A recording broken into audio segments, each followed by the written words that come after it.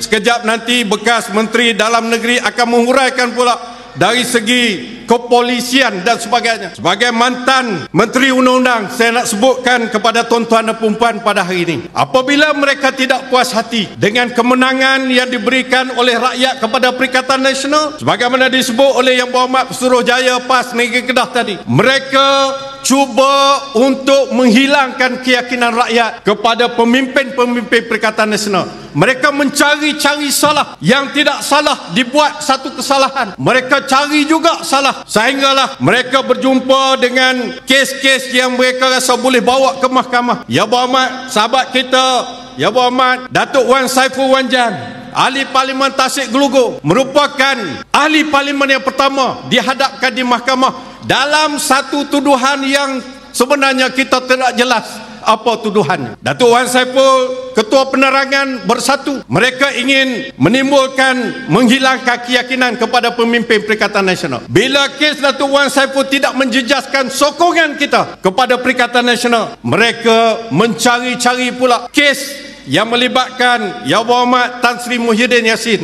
pengurusi Perikatan Nasional, yang mana saya sebagai salah seorang peguam, saya boleh nyatakan dengan mudah kepada tuan-tuan, kes Tan Sri Muhyiddin Yassin ni mudah je nak faham. Orang kampung boleh faham. Tan Sri Muhyiddin Yassin dituduh menyalahgunakan kuasa semasa dia jadi Perdana Menteri dalam perkara yang dia tak ada kuasa. Faham tak? Dituduh menyalahgunakan kuasa dalam perkara yang dia tidak ada kuasa. Dia dituduh menyalahgunakan kuasa, yang mana kuasa itu ada kepada Menteri Keuangan, sedangkan Tan Sri Muhyiddin adalah Perdana Menteri, dia tak jadi Menteri Keuangan. Banyak tuduhan dibuat. Kononnya dituduh mengumpulkan keuangan, dimasukkan di dalam akaun bersatu. Saya nak beritahu kepada tuan-tuan, di Malaysia ini tidak ada satu pun undang-undang yang menyekat parti-parti politik mengumpulkan dana. Tak ada.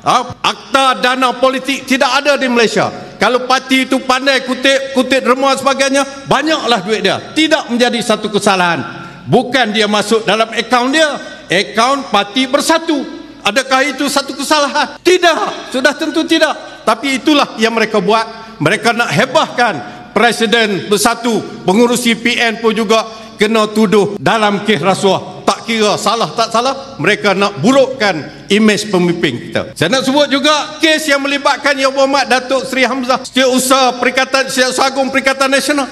Mereka cari tak jumpa. Pejabat Datuk Seri Hamzah beberapa kali diserbu, tak jumpa. Sampai saya diberitahu oleh Datuk Seri Hamzah, anggota penguatkuasa SPRM yang menyerbu, tak jumpa satu perkara pun.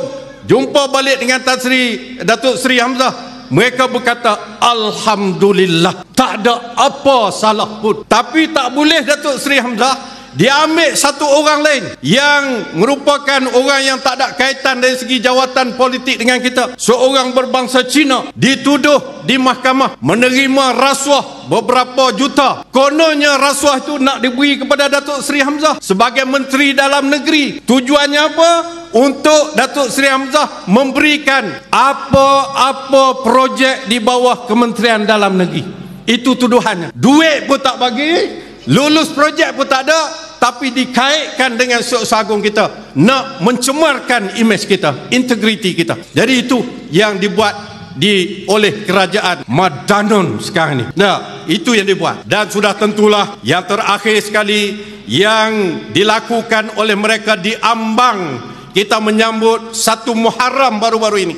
Pada 18 hari bulan Julai, Yang Amat Berhormat Datuk Seri Menteri Besar kita, yang juga merupakan orang yang mereka rasa bertanggungjawab juga besar memberikan kemenangan kepada Perikatan Nasional dalam PRU ke-15 baru ini. Tak ada pasal-pasal, dituduh di bawah satu akta yang PMX ni semasa jadi pembangkang dulu, dialah orang paling kuat meminta kerajaan menghapuskan akta hasutan. Tapi bila dia jadi Perdana Menteri, dia telah menggunakan akta hutan rimba ini terhadap pemimpin pembangkang. Bukan nak jaga keselamatan negara, tetapi menjaga keselamatan mereka sendiri. Jadi inilah yang berlaku. Apa yang telah diceritakan banyak di dalam media massa tuan-tuan semua tahu. Tapi pada malam ini saya nak sebutkan sebagai salah seorang peguam yang mewakili beliau, semalam saya menghubungi peguam kita, ketua pembela peguam bela kita yang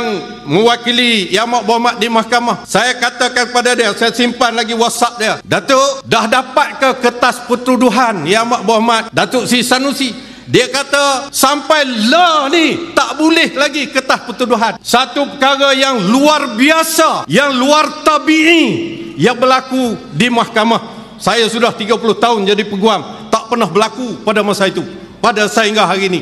Itu berlaku. Sepatutnya pada hari seseorang itu dituduh, peguamnya dibekalkan dengan pertuduhan yang dikenakan kepada orang itu. Jadi ini boleh jadi satu perkara yang mereka sedang mereka cipta, bagaimana nak ubah pula, nak pindah pula tuduhan-tuduhan yang dikenakan ke atas pemimpin-pemimpin kita.